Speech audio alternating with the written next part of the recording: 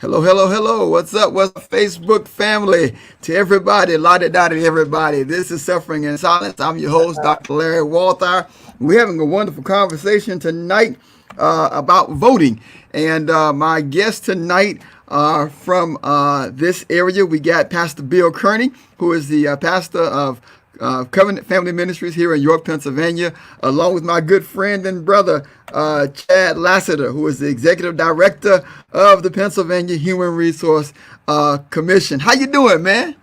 I'm good. Good to see you, brother. Can you hear me okay? Yeah, I hear you, man.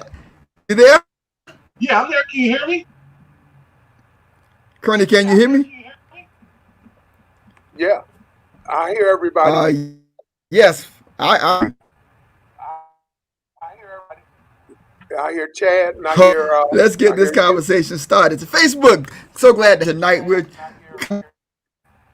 coming to another episode of Silence, and we're grateful that you tuned in on tonight for this wonderful conversation about voting. And we want to look at voting from a historical context, a cultural context, a social context, and a political context. And we in the words of John Lewis, sacred, it's precious, it is the most powerful tool that we have in a democratic society. And John Lewis said that we must vote, we must use the vote, because if we don't use it, we'll lose it. It can be taken away. So before we get this conversation started with my good friends, we're going to have Pastor Kearney and Chad to just introduce yourself. All know who you are, because we're on Facebook and YouTube tonight. So we're on multiple platforms. So Pastor Kearney, we'll start with you. Yes, good evening. Pastor Walthour, it's so good to see you. And Chad, so good to see you again. My name is, again, as Dr. Walthour has introduced me, Pastor Bill Kearney. I am the pastor of Covenant Family Ministries located in York, PA. And I'm also president of the Black Ministers Association, located in York County, and which is an association of all different denominations, pastors, churches, coming together for fellowship and how we serve our community. We come together to serve the community and to come together to encourage and fellowship one to another. So that's my brief introduction. Yes. Good All right, we're on you, Chad. Yeah, good evening. I'm Chad Dion Lassiter. I'm the executive director of the Pennsylvania Human Relations Commission. I'm in Philadelphia now. We've been teleworking since March 16th. I'm born and raised in Philadelphia. But more importantly than, titles and things of that nature, I'm just really humbled and also spiritually honored to be in this space with Dr. Walthour and Reverend Kinney. Reverend Kinney, I remember when we did the town hall down in York, and it was so emotional afterward.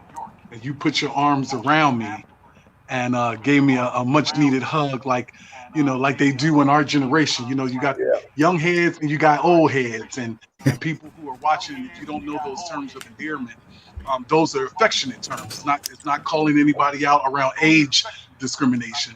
But I'm humbled and honored to be here. And then Dr. Walthour was there for a brother of mine that I went to Historical Black College University, Johnson C. Smith, with almost 30 years ago, and his hour of need. And Brother Walthour was there with him in prayer, and then sent him subsequent materials. So I'm ready for this evening, but I just wanted to give that context that, yes, I am the executive director of the Pennsylvania Human Relations Commission, but I'm a drum major at Justice, a Christian brother that's just so blessed to be among these powerful men this evening. So thank you once again for the invitation. Man, thank you for being here, Doc. We are grateful to have you. And you talked about being a drum major for justice. I think that's a great conversation to segue. Chad, I know you're very social, justice-minded, civil rights from a historical context.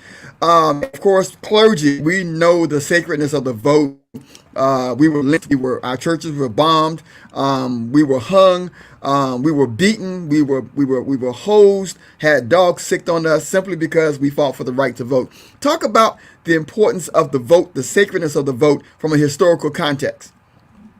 Yeah, from a historical context, all those things that you just framed out, and I'll just do a deeper dive.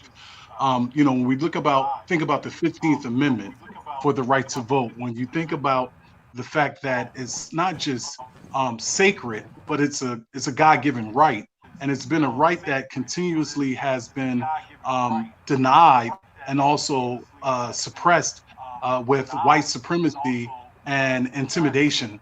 And so for our people, it's very important to understand the historical context that you just framed out. Those dogs, those German shepherds, were biting the breasts of our mothers, our grandmothers, our great grandmothers, our aunts, our sisters. They also they also were biting us as well. Those water hoses, everything that we are as the people, as much as we're resilient, there's something unique about the vote. And they know that with the vote, when I say they, the powers to be, those who make up the systems and structures of oppression, they know that the vote has the power to change the context. The vote has the ability to speak to the injustices in the laws, and so it's not an either or. It's certainly a both and. That you want individuals who are in the street who are doing what Frederick Douglass said: agitate, agitate, agitate. I mean, so with Martin Luther King, he was agitating. He was at the letter from a Birmingham jail, and Reverend Kinney, and you can speak more to this, but that letter from a Birmingham jail was going to white theologians who was telling him, just wait. They're Christians, kind of like in the contemporary that we find ourselves in, where the evangelical white don't see anything wrong with a xenophobe, a transphobe, a white supremacist who is in the White House, and we're talking about the current occupant. But it's like we're going to pray for Donald Trump. That's not the scriptures I read. And so historically, we have always tried to fight, one, for Black humanity. And we shouldn't have to. So when you look at white racism, white violence, white supremacy, institutional racism, it starts with all of this. But the most powerful thing, or one of the most powerful things, is getting to the vote. But it's not just voting. So we talk about voter registration. That's important. But it also has to be voter education. Does the person I'm voting for align with my spiritual moral compass, my spiritual moral imperative? And then from the voter education, it's the vote. And then after the vote, it's voter accountability. When you look at the environmental racism, the economic injustice, the anthology of police brutality, when you look at, redlining, and when you look at gentrification, I look at the city of Philadelphia and I call it the Black misleadership class, because we continue to vote the same Black politicians in the city of Philadelphia, and we recycle them. So it's definitely voter registration. It moves to voter education. It moves to voting and voting accountability. And so that's why you have all these, not shenanigans, you have all of these racist devices in place. And I'll end on this notion with this particular question, in place to make sure that we don't vote, because they know that voting is powerful. It changes the landscape, and it has the ability to speak truth to power. Malcolm X himself said, if you're not going to utilize the bullet, this is not Chad saying this, Malcolm X said it, if you're not going to utilize the bullet, then utilize the ballot. Wow. Well said. And I know in terms of the vote this coming weekend in Harrisburg, we're having a ballot marching to so much uncertainty with the postal system, so many other questions. And I know you definitely on the front lines here in York, and I know we've been here in York.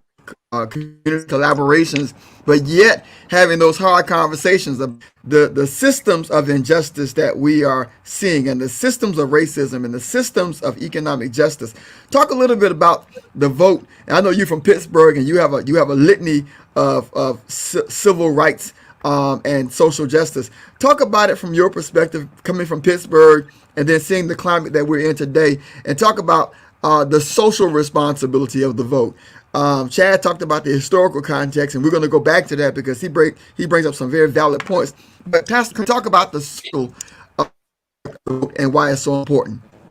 Dr. Walthour, kind of broke up there, so I couldn't really hear everything that you were saying. But one of the things that I would like to emphasize tonight and speak to, as and it ties into the social part of our voting, is this. When I was in school, we studied civics. We studied those things about the local government, the state government, the national government. We studied about economics and the civics, those things, the politics and the public offices that are there, city, county, state, and on a national level. They have taken the civics out of school. So now we have generations of people that have no knowledge about their civic participation that they must, and voting is a civic participation. It's something that we must do in order to hear and cast a vote, to hear our voices. Whenever you don't know about what's happening on the local level, whenever you don't know what's happening on the county level, whenever you don't know what's happening on the state and national level, and you don't cast a vote, and you have an apathetic attitude about that, it's like you don't care. And that's what has happened in our nation. People have turned a deaf ear to what's been happening socially. I don't blame our white brothers and sisters. There's a lot of them that are not racist. I don't put all Caucasian people in one basket. But there's a lot of them that have been ignorant to the fact that we have been oppressed for 400 years. They have been ignorant to the fact that the people that they elect in office, what they stand for, does not reflect what our country, what our city, what our state represents. I stand on the position of unity. Even my administration of leading the Black Ministers Association, it is bound and standing and grounded on the Word of God based on unity. God,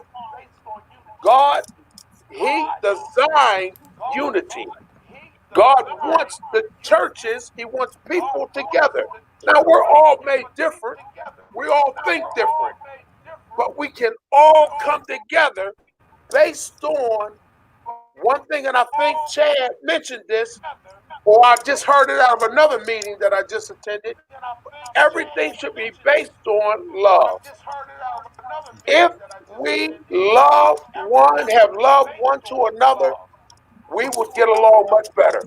If we love one another, we would do our civic responsibility to know the issues, know what's going on, and get out and cast a vote and vote people out that are not upholding what is for, I'll use this term, the government for the people and by the people. Wow. I think the most powerful, and you bring a very valid point. I think the most powerful words in the Constitution are the first three: "We the people." Everything that comes after that is predicated upon the people. And when a population of people are ignorant to the systems of government in which they live, it becomes easy to lead them anywhere. And now we're seeing the institutions of democracy as we know it being challenged. Now we see more of an authoritarian type of government come into place. Now we see, the Justice Department, the FBI, all these things that used to be not partisan are now becoming partisan. Even pandemic has been politicized. We see the politicization of health. Wearing a mask is now a political issue. Chad, talk a little bit about the lack of not, because I think Pastor brought up a good point where we have a generation of people that really don't know civics. I remember Schoolhouse Rock. I'm just a bill. Yes, I'm only a bill. I'm sitting here on Capitol Hill. We learned those things early in life. And when you talk to this generation really about politics, they have no idea. And many times they feel like their vote doesn't matter. Talk a little bit about, from this perspective, if it didn't matter, so many people wouldn't try to take it from you, or it wouldn't be suppressed. We see evidence of voter suppression across this country, particularly in southern states. So talk a little bit about the cultural aspect of voting and why it's so important for our young people to vote in this generation. Chad. There's no question about it, Chad, and I'm going to let you go on that, but people have died to gain the right to vote. If it wasn't that important, people have given their life for the right to vote. Go ahead, Brother Lashley. No, Yes, Pastor sir. Kenny is absolutely right, and thank you, Doc, for framing out that question. Not only are we missing the whole aspect of it's our civic duty, but civility is tied into that. Our families, when you think about the Black tradition, whether it's the Black church, the historical Black college university, or even for those of us who were number runners in the Black community, one consistent thing is the wino, and I'm not trying to stereotype or generalize, but the wino will sober up and go vote. And the wino will tell you, get to the polls while he's drinking that Ripple or whatever he was drinking or she was drinking. And so we've gotten away from that, and then we're in utter denial about the fact that it's a diseased democracy. These are not my words. I think it was either Ben Franklin or William Penn that said you can tell how apathetic the society is and how diseased a democracy is by the lack of voting. I'm disenchanted when I hear that Shaquille O'Neal voted for the first time. You voted for the first time? You came from Newark, New Jersey? You came from the sticks, you came from the bricks, and you're voting for the first time? So that means you didn't vote for, not from a symbolism standpoint, but you didn't vote for the first African-American president of the United States.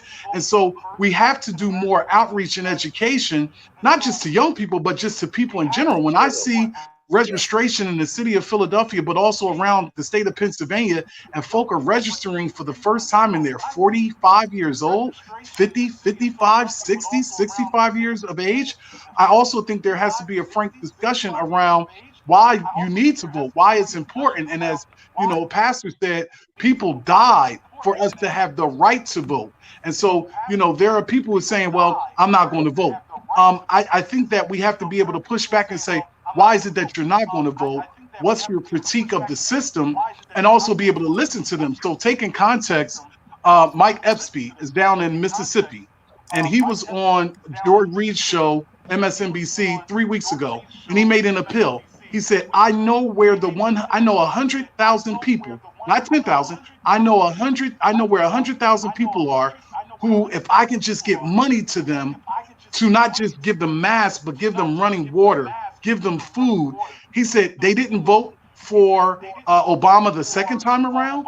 So that would have been 2012. They didn't vote for Hillary Clinton in 2016.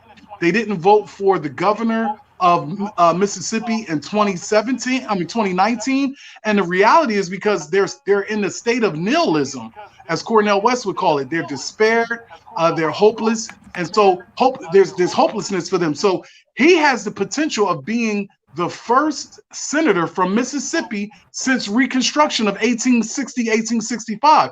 But people also need needs as well. So we have to do something to really impress upon people that, because for them, voting hasn't helped. For the poor whites, not in Appalachian, but the poor whites in Baton Rouge, Louisiana, New Orleans, poor whites in Central PA, Western PA, Harrisburg, for a lot of them, they have not seen where voting has gone. And so we have to be able to give them leaders that love the people, leaders who serve the people, and not leaders who placate, ingratiate, display with false generosity, and give you platitudes. And then when they hand out these book bags for back to school, you fundamentally think that they're really supporting back to school. No, they have those monies that are contributing to that. So when it's hot, and in Philadelphia, a city council person hands out 500 fans, he or she, they get that money from their war chest. It's not like they're really concerned per se about you living in a home with no air conditioning and sweltering heat. So we need leaders who are uncompromising. And as Pastor said, get rid of them. So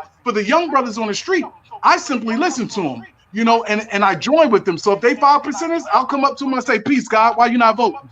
If they Hebrew Israelites, I'll go up and say, Shalom, why you not voting, black man? And I listen to their spirits as they tell me why they're not voting.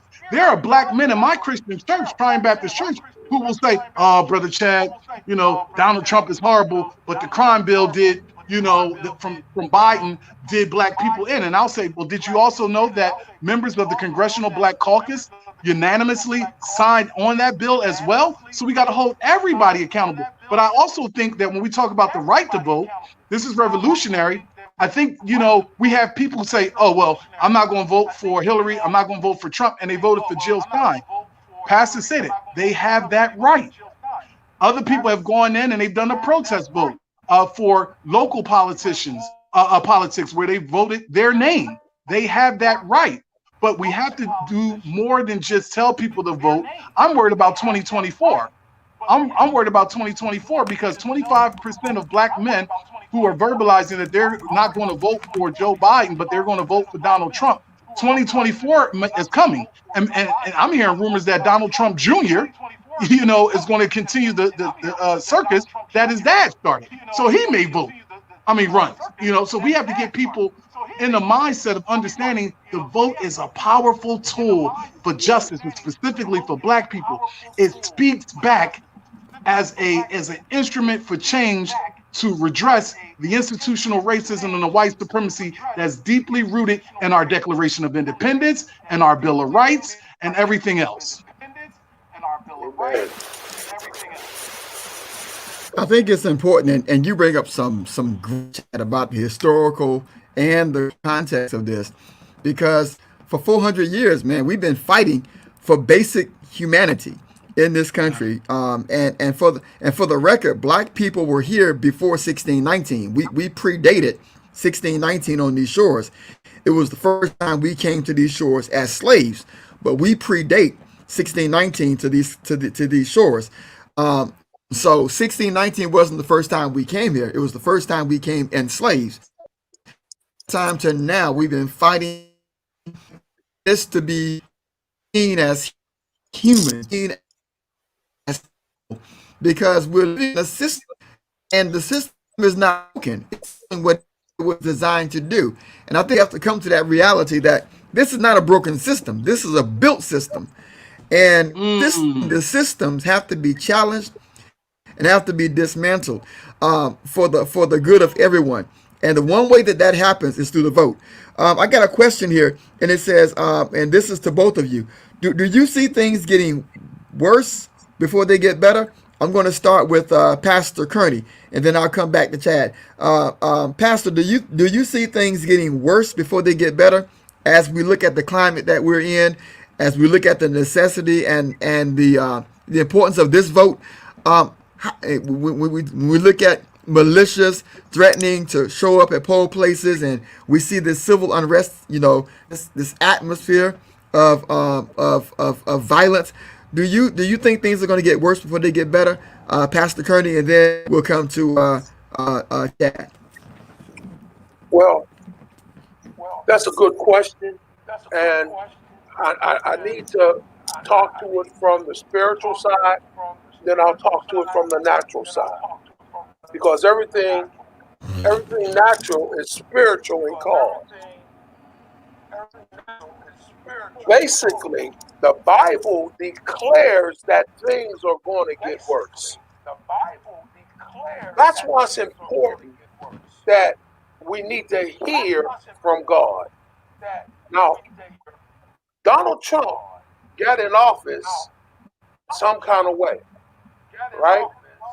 But if God is in control of all things and promotion comes from above, do we think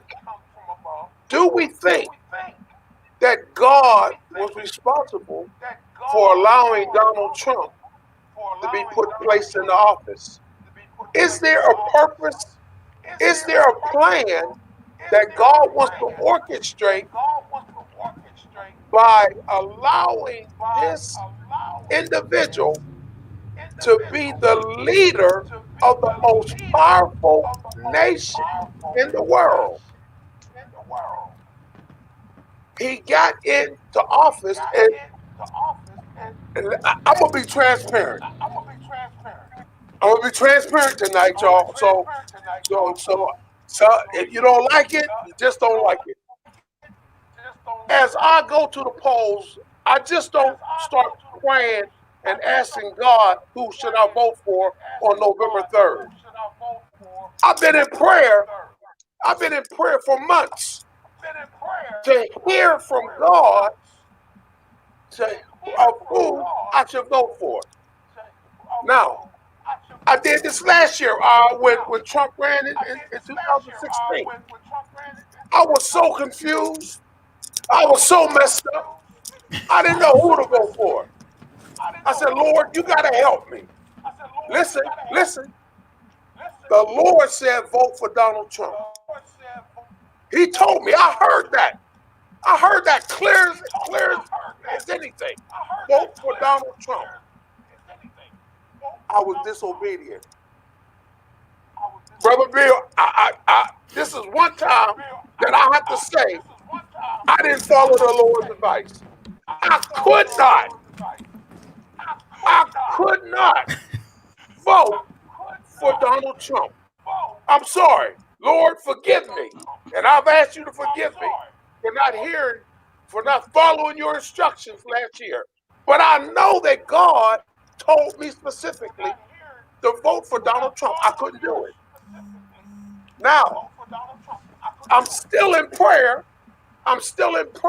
To hear from the Lord regarding this election. That's why it's important. Listen, it's so important to have your spiritual antennas up. If you're born again, if you have a relationship with the Creator, God is always speaking. Are we listening? So, is things going to get better? Is things going to get worse? The Bible declares that things are going to get worse. There's going to be terrible times. And we're headed for terrible times. But the most important thing is that we that know God must trust God, because God knows exactly what we need. I hope that answers the question. Wow. I would just simply say that I think it was not just transparent, but it was spiritually I'm going to chime in. Listen, I got my ballot filled out. I know mine is waiting for Saturday. I got my ballot filled out, ready to put in the box. I got mine. I didn't fill it out yet. I got mine ready to go. I got mine. Go ahead, Chad. No, I was going to say mine's complete. I got mine filled out. Yeah, I was going to say that not only do I think Pastor Kenny was transparent, but I think, or I know, spiritually transparent. So, unlike the two of you who are ministers, there's some sentiments in my family, in my church, and my community that I was called to ministry. But like Jonah, I've been disobedient for a long time. I like cigars and I like whiskey. but I do know the word. And so if you look at the book of Daniel, you look at the book of Isaiah, and you look at the book of Revelation, just like in the days of Nebuchadnezzar, we are in those days. So when you look at that part where the disciples asked Christ, when will this rabbi, when will this time come? And he says, wars, rumors of wars, famine, in desolate places.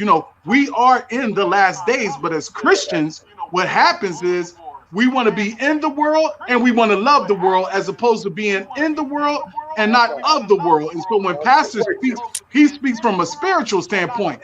God is going to get the glory out of everything that we do. So if it's Donald Trump for this moment, it's a teachable moment. If it's coronavirus, families are being restored. Now mothers and fathers have to recognize what the teachers have known. Them babies ain't that precious. And them babies is not because they might have ADHD, but we want to say the school's not teaching anything. The home was the first level of socialization. And so now you have to be confronted. If you're a man, and I'm not generalizing or stereotyping, you can't pick up that phone and call that woman on the side or that man on the side. And if that's your thing, that's your thing. I respect people for whoever they are. But the reality is you now have to be at home. You have to sit at the table and say, God is great, God is good. You have to pray with that food. It's no longer dad is coming in at this time and mom is over here and the child is down in a playroom and somebody is looking at TV. And so families are being restored. Strongholds and footholds are being broken. And so at this particular point in time, it does not matter who the president of the United States is, because Christ is still on the throne. It doesn't matter who it matters in the physical realm, but in the spiritual realm. James tell us that whatever our lot thou hast taught me to say, it is well with my soul. So the reality for me is when I go to the poll, I go and I do vote Democrat. But Tom Ridge did a paradigm shift. He was a former governor of Pennsylvania, and he said, I'm a staunch Republican, and I'm not voting for Donald Trump. But I don't want us to live in a world where we say, like President Obama, we're not red states, we're not blue states, we're the United States. No, we're red states, we're blue states, we're LGBT, we're in interracial marriages, we're Christians, we're atheists, we're agnostics, we're Muslim, we're Scientologists. But at the end of the day, make the decision that you can live with. I'm not going to point a finger at 50 Cent because he's looking at it from an economic standpoint, because I just learned that Shaquille O'Neal has never voted until recently. What I fundamentally understand is that Donald Trump is not aligned with my spiritual compass. He's a demagogue. But if Pastor Kenny decides that he's going to vote for Donald Trump this time around, where he heard from God, who are we? And Facebook world, because Facebook world, we have a lot of social activists on Facebook world. Roll up your sleeves and come join us at the PHRC. Roll up your sleeves and come join Pastor Walthour when he's trying to bridge the gap with the police and the African-American community. Come up to Pittsburgh and roll up your sleeves with Pastor Kenny. So don't get stuck in the spiritual quicksand or the quicksand of your mind, Facebook world, because you heard a black man say he may vote for Donald Trump. Because at the end of the day, W.E.B. Du Bois said it's not evil versus evil. I mean, the lesser of two evils. He said it's evil versus evil. At the end of the day, that's not me. That's Du Bois. At the end of the day, everybody's in bed with the oligarchs and the plutocrats. Everybody's bailing out Wall Street while Main Street and Broad Street here in Philadelphia, where people are suffering. We've been here. We've seen this before. It's not the most important election of our lifetime. They're going to say that in 2024. They said that in 1984. They said that in 1988. They sent us to war. King talked about the three triple evils: war, where he called it poverty, racism, and militarism. We had weapons of mass destruction. It wasn't about Saddam Hussein per se. It was about oil. So I stand on the promises of God. I stand on the promises of what Martin Luther King said. The greatest purveyor of violence is my own United States government. And guess what? Even being a spiritual person, I pray for Donald Trump.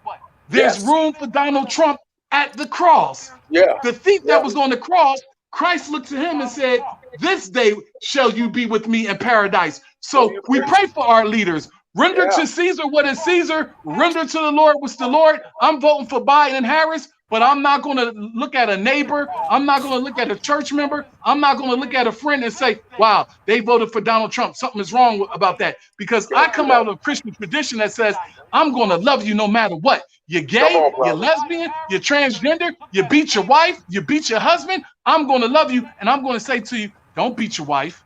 Don't have a counter-transference. If you vote for Donald Trump, I am going to say, you know he's a demagogue. You know he's a white supremacist. You know he engages in divisive behavior. And if some person comes back and say, yeah, but my 401k is looking good, that's the decision they tried to make. If they come back like Pastor Kenny and says, I heard from God through the Holy Spirit, who are we to go against God? one of the things I do know is that God has a permissible will. He has a permissible And will. one of the things we do know is that whatever moment that we're in the flesh, I want this thing to keep going. I turned 48 October 5th. So in the flesh, I want everything to be great. But in the spirit, we've long been in dark days. And even though no man knows the hour or the day, but we have to recognize that at some point, God's in control. And at some point, the society as we know it, from a Christian perspective and as people of faith, we have to speak truth. We have to go to those family members who are not saved, and we have to talk to them. And for Facebook World, I'm not talking as the executive director of the Pennsylvania Human Relations Commission. I'm not talking as Chad Dion Lassiter. I'm talking in a prophetic and a spiritual manner because the Holy Spirit gives me these words. But for those of you who sometimes may want to say, how's he talking like this? What is the Pennsylvania Human Relations Commission going to say about that? I talk from a perspective of what the Holy Spirit gives to me. No matter what happens on November 3rd, our democracy is going to have to be unified. No matter what happens on November 3rd or the day after, the FBI have told us that it's larger than the Proud Boys. There are whites who have long planned, since the Tea Party and longer, who want to create a reign of terror. But for black people, we're accustomed to it. We're accustomed to what Billie Holiday said, strange fruit. So this is nothing new. We saw what happened to Emmett Till. We saw what happened to Malcolm X. We saw what happened to Medgar Evers. We saw what happened to Martin Luther King. We saw what happened to Trayvon Martin, Sandra Bland. We saw what happened to George Floyd. We vote because George Floyd couldn't. Come on, brother.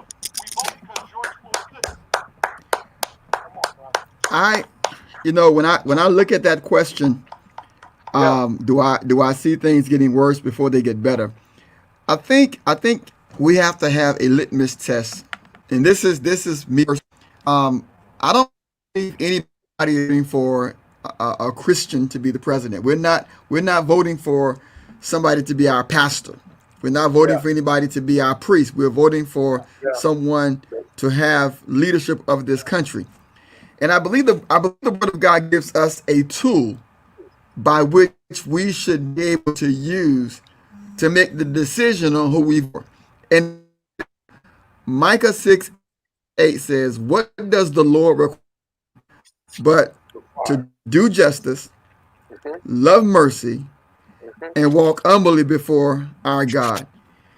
And that has nothing to do with or being it's like it means having the sense to know that where you come from, God is real, and you submit yourself to his sovereignty. It doesn't mean that you serve him, but you submit yourself to his sovereignty. So for me, when I go to I vote, I'm not a straight Democrat. I vote for Republican. I'm a principle voter. I vote based on principle, not party. So when I look at these two candidates, the litmus test that I use is Micah 6:8. Which of these two candidates love mercy, do justice, and have a disposition of walking humbly before our God? And when you look at these two candidates, there's only one that has a bend toward mercy and compassion, that has a bend toward justice, and has a sense of morality where there's a humility to recognize the sovereignty of God. And that's my litmus test for me. So it's Republican or Democrat. Whenever I sit down with candidates, I first ask them, who's your pastor? You know, who's feeding you spiritually? And if they don't have a pastor, my next question is, what is your moral code? What is your moral agenda? How do you look at this thing? How do you look at this? How do you look at that? Because there's and I talked to Pastor Kearney about this. There's a recent survey that came out, and it's documented that among our white brothers and sisters, our white brothers and sisters who are not a part of this faith are less racist than our white brothers and sisters who are. So when we talk about voting, and you talk about the evangelical vote, and how the evangelical vote always seems to go toward, the Republican Party, and then you look at the black vote and your progressive votes, they tend to go toward Democratic issues. I think it's polarized politics. I think people are voting along party lines, and they're not concerned about the morality of the candidate. we can have the worst person, from a moral compass, but if he represents our party, we're going to get behind that. And I think that's very dangerous, because what it does, it takes away accountability. And going back to what Chad said earlier, we have to have voter accountability. In America, states voter accountability every 4 years. What concerns me about vote in this election is that people have become so disenchanted with hope. They don't see hope, in the politics. They don't see hope, in Main Street and on Broad Street, Main Street. When you look at Wall Street doing well, but when you trickle down to Main Street and you look at Broad Street, people are living from paycheck to paycheck, and there's a lack of hope. So I'm interested in, we talked about this from a historical perspective, and we talked about it from a social perspective. Let's talk about it from a cultural perspective. For those who are listening, this is Suffering in Silence. I'm your host, Dr. Larry Walthour, and we're coming to you live on Facebook and on YouTube tonight, and we're talking about the power of the vote. It's sacred suppression that for people of color in this country, people have died, churches have been bombed, lynchings took place, blood was shed on the streets of America by state-sponsored terror for the right to vote. And we're at that point today. And I want to get into this discussion with the two of you all. So if you're watching on Facebook, listen, we do have some feedback. We make sure that you send in your question, and we'll get them out on the air. We also have a call-in number that will be associated with this particular broadcast, and you'll be able to call in live. But right now, if you want to be a part of this conversation, give us your question, type in your question, and we'll get it on the air. And the question that we're looking at today right now is, are things going to get worse before they get better? So I want you to talk about it from a cultural, and then we'll work back to Pastor Kearney, because I think we've lost culture. We've lost we really don't know the struggle. And I really believe, and I've been saying this for the last several years, that if we don't vote, the right to vote in this country for people of color is going to be something that used to be. They've already gutted the Voting Rights Act, and we see what's happening in the southern states with suppression taking place, and all these things that's really marginalizing people and making it more difficult for them to vote. I'm from the Jim Crow South. I know Southern strategy. I know Southern politics. I know exactly what's happening in the South, because there's always been an agenda to suppress the vote in the South. But God says, my people perish for a lack of knowledge. Talk about the cultural aspect of the vote. And I'm interested in your opinion. How can we reclaim our cultural awareness for the right and the responsibility to vote? We'll hear from Chad, and then we'll work back to Pastor Kearney. How can we reclaim that relevancy? I think we have to do a number of things, and I don't have a best practice perspective per se, but I think that we can engage in CPR, which is cultural pride reinforcement. And think about CPR. CPR is oftentimes utilized because someone is going through something, and they're maybe going through at a point where it's almost near death. So we give them CPR. So we have to have cultural pride reinforcement, where we teach our young people the same things that John Hope Franklin put in his book, From Slavery to Freedom, which is starting with the fact that we are kings and queens, and we had three major dynasties, which were Ghana, the Mali, and the Songhai dynasty, and that we don't start our history with slavery, but that we don't run from slavery, that we move through who we were. We talk about, the great centers of Timbuktu. We talk about, the greatness of Imhotep. We talk about all those things that John Henry Clark spoke about, all those things that Ivan Sertima spoke about. We have accurate history. We talk about the Moors. We talk about they came before Columbus. And I'm not just sprouting books, but we talk about just how resilient our people are. We talk about those individuals who fought and resisted. Think about the Mid-Atlantic Passage. You had women and men who were jumping over ships and was just like, yo, I'm not down with the institution of slavery. They were Abu. They had their own tongue. They were Yoruba. They threw their children overboard. Oprah Winfrey captured that in the movie Beloved, but Toni Morrison wrote about it. So I think what we do is we start having community forums. The Black church can start saying, after we come out of COVID, or even now, we're going to teach our people African history, African heritage, right? When you think about African psychology, we talk about I am because we are. That's why I started off the show by simply saying, wow, I'm here, I'm humble, forget titles. Man, I talked about Pastor Kenny giving me a hug that I needed at that time. I talked about you. Let's be transparent, Brother Walthour. Doc called a friend, and I'm not going to spend a lot of time here because I'm going to give Pastor Kenny an equal amount of time. But Doc talked my best friend out of suicide. Not me. I'm a social worker. I got licensed clinical social work. That don't mean anything. At that particular point in time, the enemy, like in the book of Job, was walking to and fro. And the Holy Spirit said, call this brother. And so cultural anthropology teaches me and has taught me that we have to start with the basics of who we are. We have to deal with the fact that white supremacy taught me. I'm only talking about Chad Dion Lassiter. Dislike my eyes because they're big. Dislike my lips because they're big. I was in high school and the kids used to call me Guppy. I didn't even know what the hell a guppy was. Found out it was a fish because I was skinny and I looked like Jimmy Walker. So we got to deprogram our people. And what we have to do is reprogram them with cultural richness, right? Cultural richness that we are somebody. White supremacy has damaged us. They used the Bible. White supremacists used the Bible. We didn't learn about Nat Turner in our homes. Some of us learned it when we went away to college, or some of us we became aware of who Nat Turner was when the movie ended up coming out with Nate Parker, Birth of a Nation. So I think we start in the homes. We have to reprogram our community into understanding who they are and their African selves. We're African people displaced here in America. That's who we are. Before we became Christians, we were Africans. And so I think it starts there.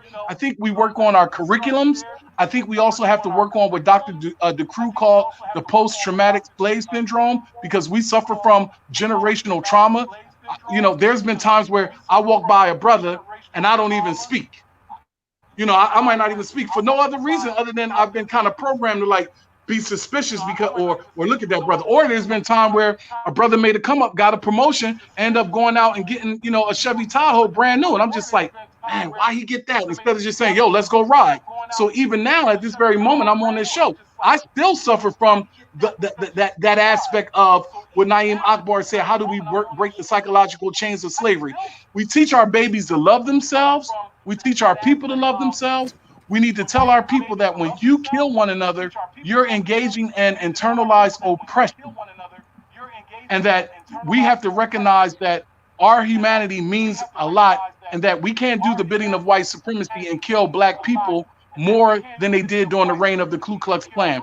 There's a lot of things that we need to do, but those are just some things that I want to offer up now. And lastly, to your point, Doc, we have to let people know in context that no, voting doesn't change everything, but voting is a start. Yes. And that voting on the national level is not the most important vote. The most important are your local votes, your mayor, the city, your district attorneys, because the decisions have major impact on your lives, almost instantaneous. It's roughly, they say, about 3 to 4 years before federal begin to work.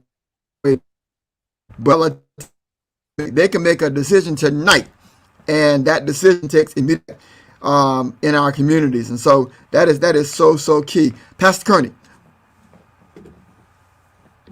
Yes. You kind of broke up again. I'm kind of having problems with distortion here, Dr. Walthour.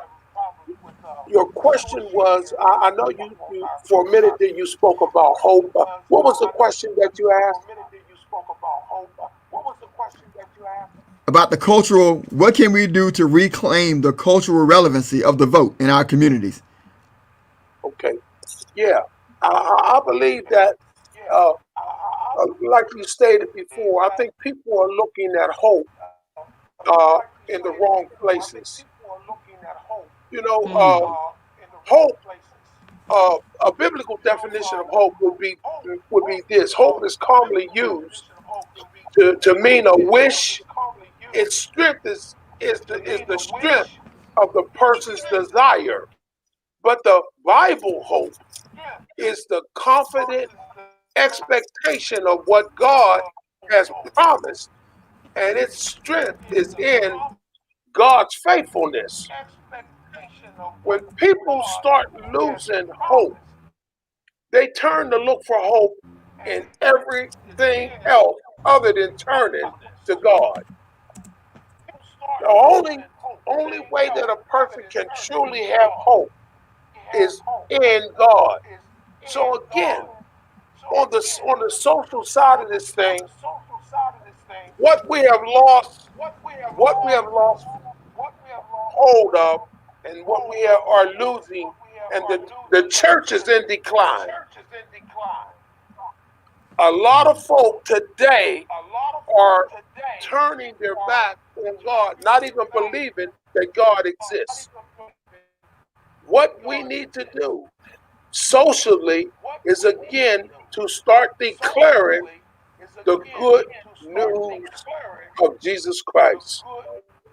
Until people get a revelation of who Jesus is, we're going to be lost. This again, Dr. Lassiter, Chad spoke about the vote, and spoke, and he so he eloquently spoke about and brought it up to how the uh, vote of the black race, what it means for them to vote. The most important thing that we can do as as people of God, and we're all people of God, is that we must recognize that God is in control of all things. I need to say that tonight because I don't know who's listening. I don't know who has an opportunity to clearly get an understanding tonight that maybe their hope is in the Democratic Party. Maybe their hope is in the Republican Party. Maybe their hope is in the Independent Party, Hmm. and they're not going to vote at all. But the most important thing is tonight that we are discussing that we must understand that it's important for us to vote. It's important for us to be led to vote. And the only way that we're going to be led to vote is Hmm. by the Spirit of the living God. Wow. It's not about it's not about the Democratic Party, never has been. It's not about the Republican Party, never has been. It's about the God that sits on the throne and sees and knows all things, because quiet as it's kept, ladies and gentlemen, if you're hearing me, there's a purpose and a plan for all things that happen in this world. And God is orchestrating everything for his purpose, for his glory. And whoever gets in the office, if they're not hearing from God, if they're not surrounding themselves with godly men and women, we're going to still be going down a rabbit hole that's going to take us into a place that's going to be a nation without God. You know, as I listen to both of you, Dr. King, his speech, the March on Washington, he told America to be true to what they had on paper. You know, he said if a totalitarian country, you know, I wouldn't be fighting the way I am. If I was an authoritarian country, you know, but he said somewhere I read about the freedom of religion. Somewhere I read about the freedom of the press. And then he said, somewhere I read about the greatness of America is the right to protest for what's right. And I think that's what this is all about. The vote is our voice. And when we don't use our vote, we lose our voice. Yeah. The current administration did not get elected because of who voted. The current administration got elected because of who did not vote. There were millions of people who, had they voted, it would have turned election. And so every non-vote is a vote. And so for every person that's registered to vote and they decide that their vote is not going to count and they don't vote, they're voting for somebody. Every non-vote is a vote. Right. And for those who don't vote, you have a vote. You should not be complaining about what the outcome is because you didn't vote. There's documentation that in Pennsylvania, I think in Philadelphia, where Chad is, they had about, I think, 30-some thousand people or more that were registered to vote that didn't. And had those people voted, that election would have went in a whole different direction. So every vote counts. And I think part of the strategy of voter suppression is to make the voter think that the vote don't count and get them to a point where they don't want to vote. And that within itself is psychological suppression. Chad, I know you're a historian, man. I always enjoy your commentary. Yeah. We talked about the historical context, we talked about the cultural context, we talked about the social context.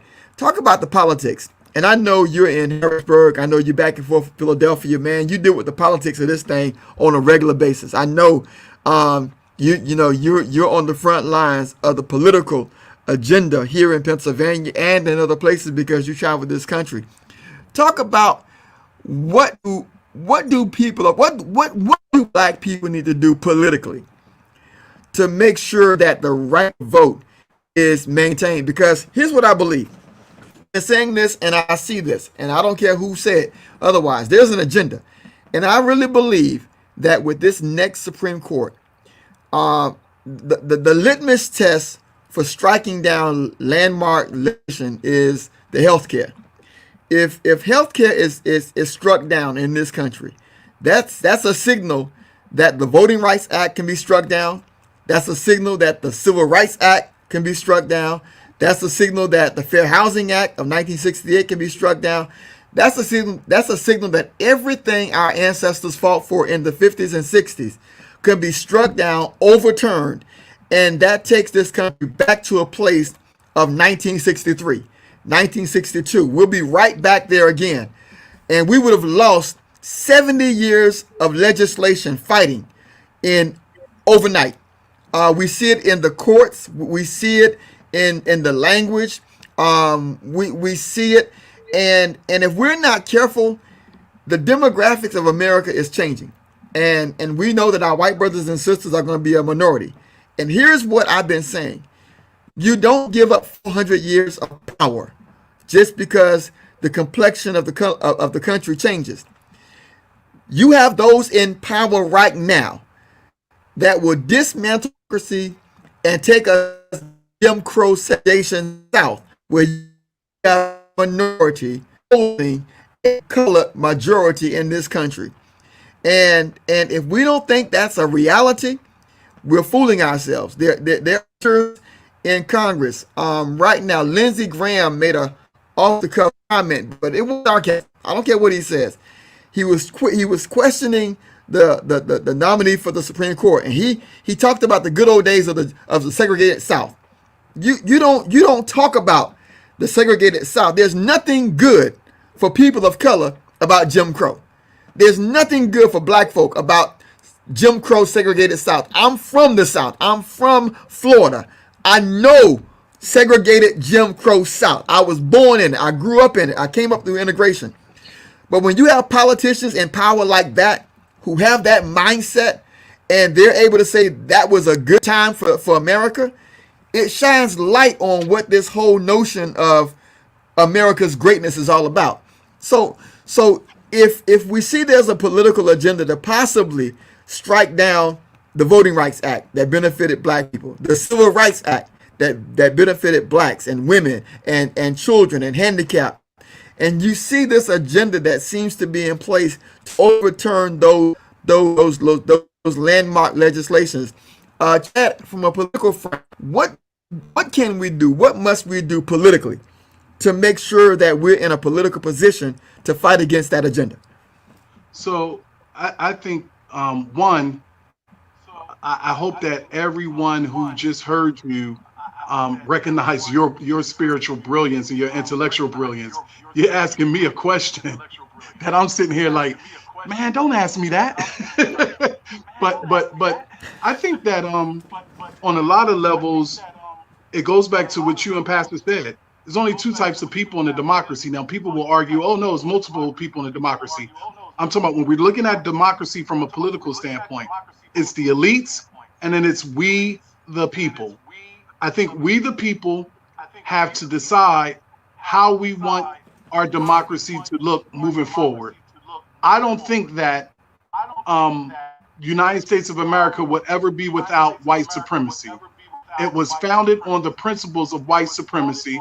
So in Philadelphia, I commend those young and just activists in general, no matter what their ages are, that the Frank Rizzo statue came down. I commend Bubba Watson that the Confederate flags are no longer flying in Darlington, South Carolina. I commend individuals who are saying, let's take down Robert E. Lee's statue, Ulysses S. Grant, all these statues. White supremacy is going to exist in this diseased democracy until Christ comes back. That's just it.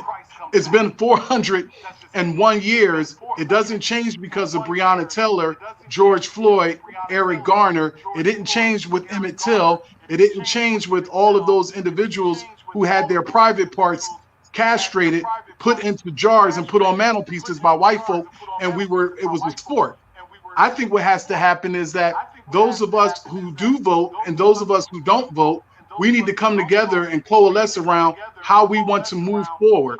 I think we have to have a collective economic plan. I know that Tavis Smiley tried to do this with the Covenant on Black America, but also Claude Anderson tried to do some stuff around Black economics.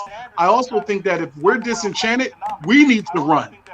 We need to run. We need to show the people what it means when you are a principal leader. But I think that from the political process, we do have politicians who actually need to have a sit down with a younger generation and pass the torch along. So even though John Lewis talked about good trouble, Pastor earlier said he's going to say something controversial. I'm going to say something as well. Do we really think that at his age, I'm not engaging in age discrimination, but do we think at his age and Maxine Waters' age and Nancy Pelosi's age that they still have fire in their belly? It's kind of impossible to have fire in your belly for that considerable period of time. You know, we don't know what Martin Luther King, Medgar Evers, or what Malcolm X would have become, because all three of them died at the age of 39. They were killed by the state. But I fundamentally believe that we have to pass the torch along to other individuals. And from a political standpoint, you can't pass the torch along by saying, okay, I was a state rep, I was a state senator, I was a congressman, congresswoman, I'm gonna pass it on to someone in my office so that it can be a continuation of me. We need fair elections where you can say, okay, Larry, William, and Chad are going to run, and we're not just going to anoint somebody because their last name is whatever it is and their dad was the mayor of the city of Philadelphia, or their mother was the council person up in Harrisburg or in Erie, PA. So I think the political process has to be us recognizing that they work for us. And so if I need to make sure that there's no lead in the water fountain, I'm going straight to the politician. I'm going to do a write-in campaign. I'm going to do a protest. We need to hold them accountable. We need to recognize that even their name. I was on the board of trustees in Philadelphia prisons for 8 years under Mayor Michael Nuther. I never called him honorable. He would come to a meeting and someone would say, honorable mayor. No, none is honorable but God. You know, and so we got to start treating these politicians like who they are. You work for me, and I'm gonna keep you accountable. And I think there's some other things that we need to do. So when I travel, I simply speak truth to power. Claiborne was the one who resurrected Vice President Joe Biden. Vice President Joe Biden, metaphorically speaking, was left for almost dead, metaphorically speaking. And then Claiborne and blacks in South Carolina, and you mentioned from the South, I spent time in Charlotte, North Carolina. I got family. My dad was born and raised in Goldsboro, North Carolina. I got family in Ridgeway. I got family in Sumter. I got family in Greenville, my pastor from Marion, South Carolina. He baptized Jesse Jackson, the great Reverend James S. Hall Jr., who y'all both know of or know. And he and Jackie Robinson integrated the airport in Greenville, South Carolina. So, he was Jesse's mentor before Jesse met a younger Martin Luther King. I share that for context is because that South, there's a phenomenon about that South where, like where you said, people don't think Florida is South, but Florida is South. Louisiana, Mississippi, North Carolina, South Carolina, Georgia. They want to strip us of the vote because they know that the vote has the potential to change the institutional practices, policy plus prejudice plus power that they've set in motion. Remember, it was against the law for us to read or write. That was institutional racism. So don't tell me that the United States government wasn't racist then and it's not racist now. And so I think what we have to do is we have to hold them accountable. And I want Joe Biden to win, but I did have a notion that if Donald Trump won re-election, that would be the death of the Black misleadership class. Your viewing audience may say, well, what's the Black misleadership class? Those Blacks who placate Black people, they've been in power, and our conditions have gotten worse. Speaking about Philadelphia, at one point, we had a Black mayor, we had a Black DA, we had a Black police commissioner, we had a Black person that headed up the fire department, we had a majority Black city council, and we had more Black deaths and more Black misery and more Black poverty. 4 decades of poverty in the city of Philadelphia. And you wonder why gun violence is what it is. There's nihilism. There's people who they don't like each other. They don't like one another. They don't like themselves. Their family can tell you that the school was had dilapidated books, and now it's passed down for 40 years. So collective economics, political power that we can wield, but also political pressure. Wow. That's strong, Chad. Wow. Well said. Yeah, that's Pastor Kearney. Yeah. Well, what I like to just add to some of that, Chad spoke earlier in his comments was about education. First of all, politically, we as a race of people are uneducated when it comes to politics and things this here nature. We must go back to our grassroots level, and we must start in our homes to start educating people to the political structures and how their voice counts. So we must take a grassroots approach where we must start communicating.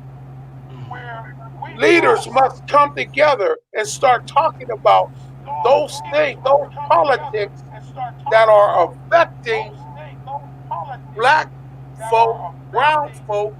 We need to start talking about them, not only talking about them, but we must strategize, and we need to educate our people on a grassroots level. There's something about the grassroots level, y'all. When you go door to door, when you knock on doors and you campaign, you ask people about, do you know that your electric bill is about to go up? Do you know that your gas bill is about to go up? Do you know that your telephone bill and your cell phone bill are about to go up? Do you know this? And you educate them on what they can do to stop and come together to stop these companies from raising the rates on them. That is a grassroots level, and it works. It works when people have the facts and they can make an educational. They have the facts to make an educational. I'm looking for the right word. When they can determine what is right for their decision for their home, their family, and them as individuals, whenever they have the facts, they can make the right decision. So it's important that we start. We got to start somewhere. Yeah. We have to Yeah. start somewhere. I don't have the answer, but I know that education and I know that communicating to people things that are taking place and that's going to affect them socially, economically, spiritually. We need to do a better job in educating our people. Yeah. Hey, Dr. Larry, if I could just add for a second one thing Go from a ahead, Chad. structural Yeah. standpoint. The numbers spoke to 91 million people did not vote in the last presidential election. 91 million people. Wow. And so what you got was Ben Carson as your Secretary of Fair Housing, of Housing and Urban Development. What you How, have is discrimination as it relates to housing. You got Betsy DeVos as your education. Secretary of Education. It's not Yeah. even about race to the bottom or no child left behind. It's the fact that there was an attack on historical black colleges, universities, and schools just in general. So those are two structural things: housing, education.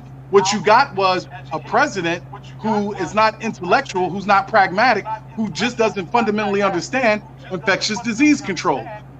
They didn't follow the playbook and the data qualitatively and quantitatively and best practices as it relates to infectious diseases. So you got coronavirus and 200 or so thousand people in the United States who died. So that's what so you have it in health, you have it in education, you have it in fair housing, and then Doc, you started the show by talking about if Amy, whatever the woman name is, Amy, what is it, Barrett, There. Yes. becomes the Supreme Court justice, the attack on affordable health care. So you have health care. So these are all forms of structural and systemic roadblocks. And then the fifth one is you have the anthology of police brutality. You have officers who are disguised as officers, but they're terrorizing and they're in a military force, paramilitary force, and military force in African American communities, lockstep in within criminal injustice system that continues to over incarcerate black people. So these are all structural things. So when you don't vote, that's your district attorney. When you don't vote, that's your prosecutor. When you don't vote, that's the coroner's office who says, well, no, George Floyd, the reason why he died was because of this. That's a form of institutional racism. Or no, Eric Garner, he died because he was obese. You were choking the hell out of him. Excuse me, I know we're on a Christian format. So the reality becomes these are all things when you don't vote, this is what you get. On the local level, you get politicians who don't care about the utter decay. Something happens to you psychologically when you're in your community and you see 400 tires and you see grass coming out of the asphalt, and you see water fountains in the schools not working. That does something to our children. And so by not voting, this is what you get. And when you don't vote, we need to come to you and say, how's that not voting thing doing for you? We get what we get simply because we're not voting and we're not also holding them accountable. So I just wanted to break that down across those indices. That's what we got. Ben Carson is an amazing person as it relates to being a neurosurgeon, and things of that nature. But he don't tell me that his skills there is transferable for housing and urban development when the Pennsylvania Human Relations Commission is arguing how do we affirmatively further the Fair Housing Act that's being threatened, or Donald Trump sends out a memo, executive order, cease and detest from doing any trainings that mention critical race theory, white privilege, or American racism, right? This is what we got when 91 million people did not vote. And the last thing, you mentioned earlier, the questions of politics. We need white politicians to stop showing up at our church to get our vote. Go to other houses of faith when the state has killed black people. That's some data that we need to find out. Are you going to the white evangelical churches saying, hey, listen, we need to do something about white supremacy, white privilege, and white violence that oftentimes allows the mob to get off, but those of us who get mobbed, we either die, or in the case of Jacob Blake, we live to see another day, but with complications for the rest of his life. And so I think politically, we need to hold these people accountable, but recognize that A. Philip Randolph was political, never held an office. Jesus Christ was political, never held an office. Mother Teresa was political, never held an office. And I'm going to stop there because one of y'all going to probably text me afterwards, say, get in seminary, and I need my cigar, and I need my whiskey, and I ain't ready for that stuff yet. All have sinned. All have sinned and fall short of the glory of God. God is still on the throne, brother. Listen, Chad, you're so on point in terms of the ramifications of not voting. You get what you don't vote for. Yeah, And yeah.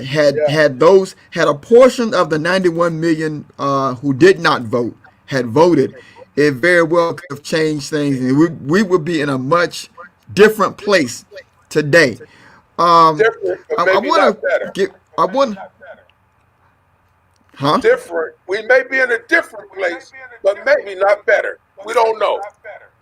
I don't know. I don't know. I know wherever we would have been, it would have been different. It'll be And different. here's what I do know. I believe that if things would have continued, because I saw getting to a much better place when President Obama left office. What he was doing was working. We were jobs was coming back. Our economy was good. Job growth.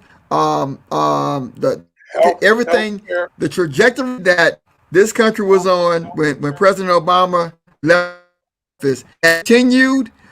I can say we'd be in a much better place because what he was doing. So as we get ready to close our conversation, we got about 15 more minutes. I want to talk a little bit about what's going on Saturday here in York, and I want your commentary. Of course, Chad, we're having a ballot march here. Matter of fact, Harrisburg is doing the same thing. Dauphin County and York County are both having ballot marches, and we'll be gathering together at Penn Park, and we'll be marching old school style down the sidewalks like you saw in Dr. King's day.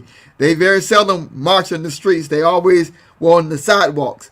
So we'll be marching down the sidewalks, going up to physically cast our vote this coming Saturday. And then we're going to be having a community rally, get out the vote. Nonpartisan, we're not pushing candidates, we're pushing the vote. Talk a little bit about the struggle. You know, I know you're a historian, man, and talk about some of the things that you're seeing in Philadelphia. And being from an urban city, we're in York, different demographics more. What do you think we can do to partner with other communities like Philadelphia, York, Harrisburg, Philadelphia, Lancaster? What can we do to begin to network, to develop that political plan you talked about, that action plan, to get an economic plan, to get a political plan, to get a platform of clergy to come and be at the forefront of voting and civil rights and social justice? What are some of the things that you think we could do here in Pennsylvania to begin that conversation and begin networking to build that partnership?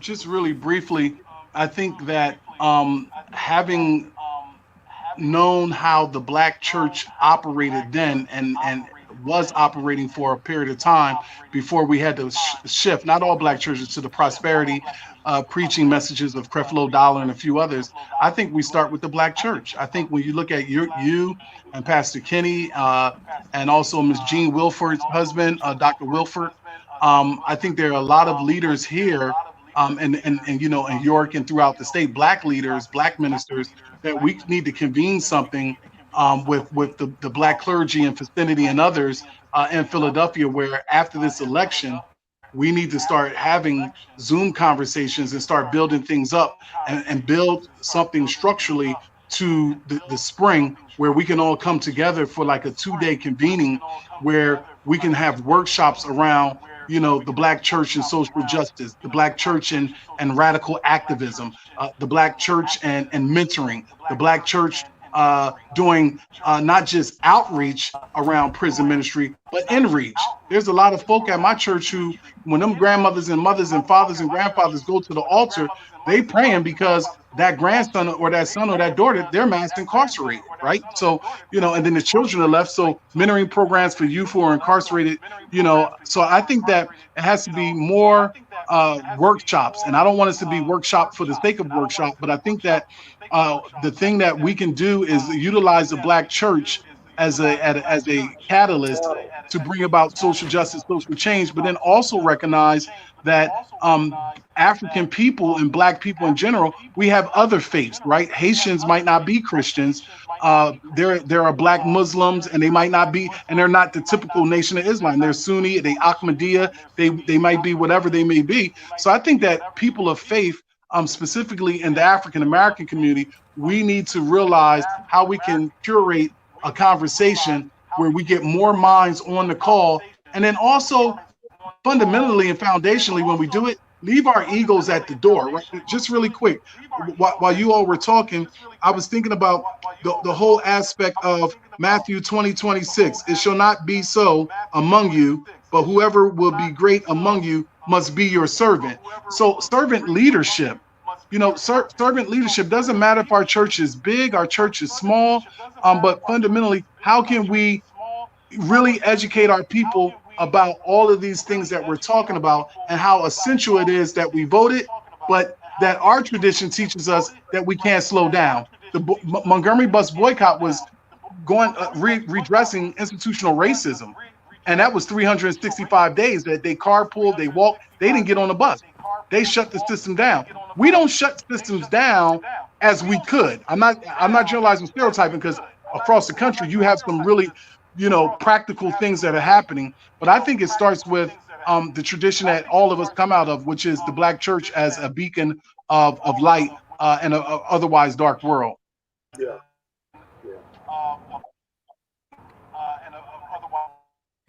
You make a very valid point, and I'm going to go to Pastor Kearney. I think the misstep that we do is that we use direct action as the first approach and not the final approach.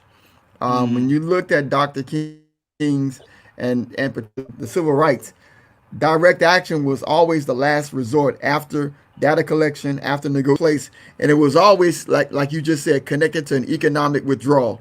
They always had leverage to withdraw economically, to make an economic statement, and dollars talk. When people don't want to hear you, they'll hear your money. And I think we have to have an agenda for people of color in this country that's rooted in an economic justice, that's communal, but also Pan-African. Look beyond these shores and begin to have a global context of relations. And I want to Pastor Kearney, something you said earlier that I think is very paramount. I've always said that I believe people of color, particularly African Americans, ought to model ourselves after our Jewish brothers and sisters. If you notice how the Jewish faith is structured, they learn about who they are before they go to school. And by the age of 12, by the time a bar mitzvah takes place, that Jewish young man, he understands everything there is to know about if there's a family practice, family business, and trained in how to carry on the legacy of that family. And every Jew is taught the Torah. They're taught their faith, but they're also taught their history. They know who they are.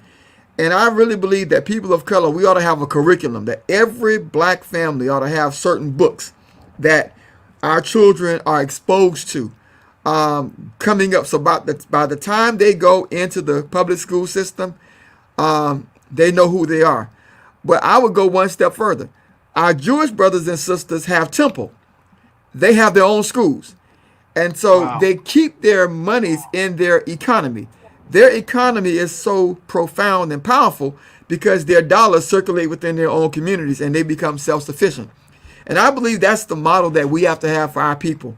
And begin to understand that nobody can save us from us but us. Our white brothers can be our allies, but this is not their fight.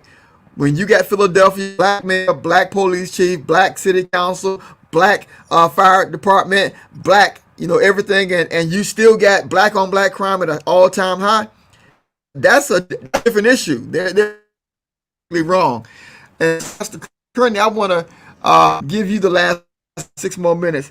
I want you to be pragmatic. Look forward. Give us a word of hope tonight. What do you see looking forward about the vote for our people, safeguarding the vote, making sure that we understand the power of the vote, and then implementing that vote for the next generation? Wow, that's a good commentary. And it's very profound that we're talking about the vote tonight. You spoke about how uh, the Jewish people would rally around, start real early in raising children in response to knowing their purpose and plan in life. We have gotten away from that. The Black church has always been the hub, the community hub in our communities. Everything flowed from our Black churches. That is why when I took the lead over as president of the BMA, my number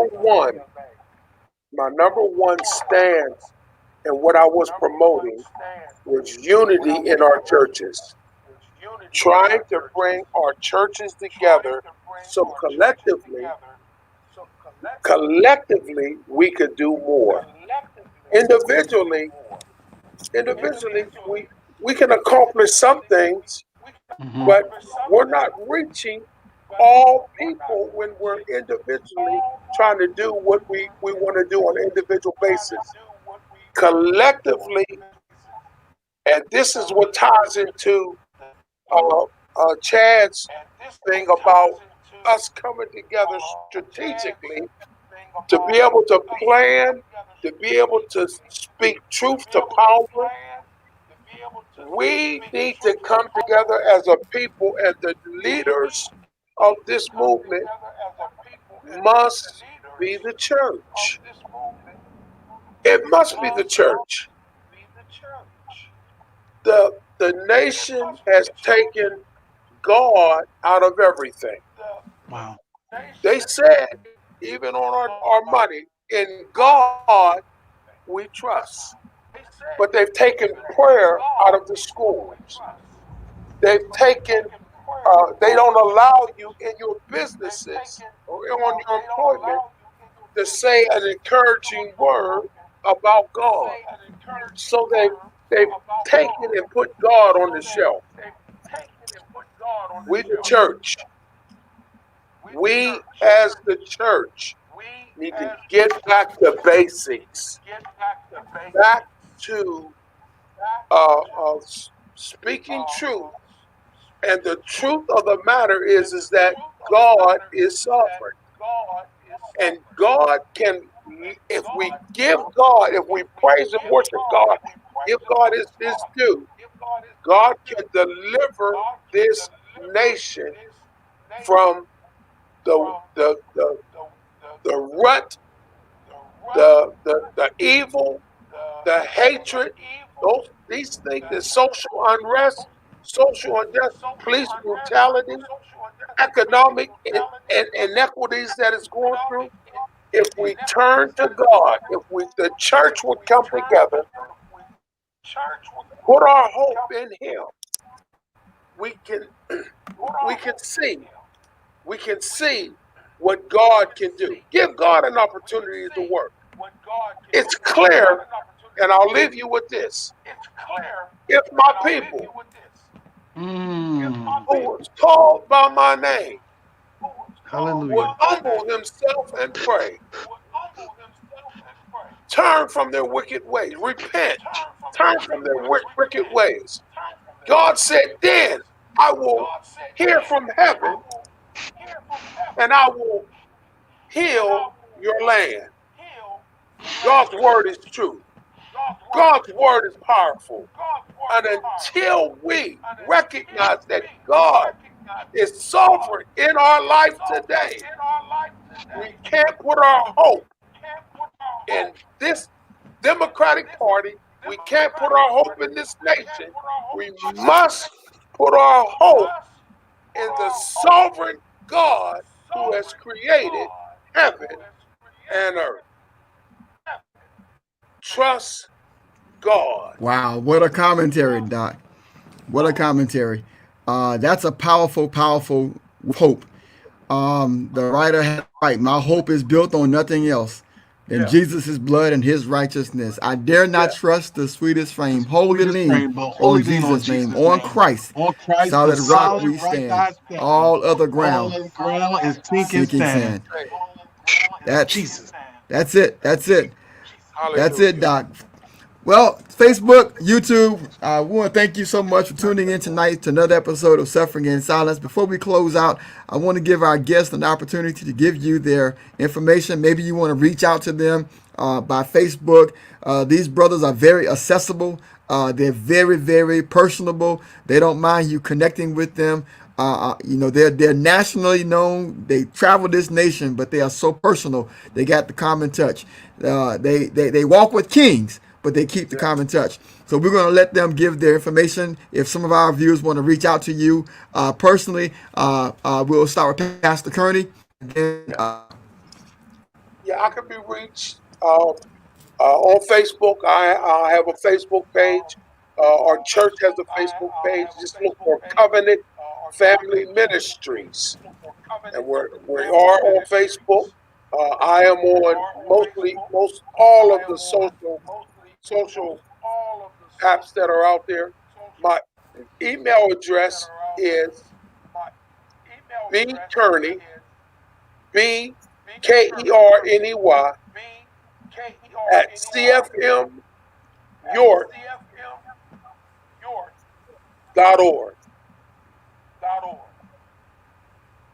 Yeah, I'm just trying to get my composure. Praise You know? God. I see you, man. You Yeah, had a worship moment there. You had a worship moment. yeah, Yeah, praise God just for you, brother.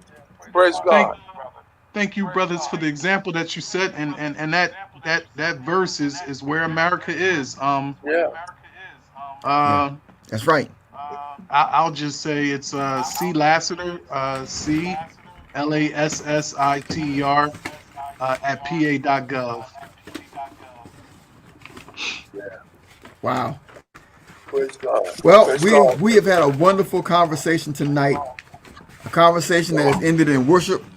And if Hallelujah. there's any way we can get out of this, we have to. And if there's maybe God has allowed this to happen so that we can return our hearts to Him in a spirit of Yeah, worship yeah, and serve honor and glory to Him. In every calamity, there's always a teachable moment. And I want to thank Chad. I want to thank Pastor Kearney, Facebook, YouTube. Thanks you. We'll be back. Chad will be back. I told him tonight that I want to bring him back on and talk about civil rights and the Supreme Court. And we want to take a look at some things. And for those who don't know, Chad is a very powerful, powerful preacher in yeah, the making. He just don't yeah, know it yet. yeah, And yeah. of course, Pastor Kearney, thank you for all that you do here in York. Facebook, YouTube, we want to thank you for tuning in tonight for another episode of Suffering in Silence. I'm your host, Dr. Larry Walthour. We'll see you next time, same place, next week, right here, Facebook, YouTube Live. Peace. We out.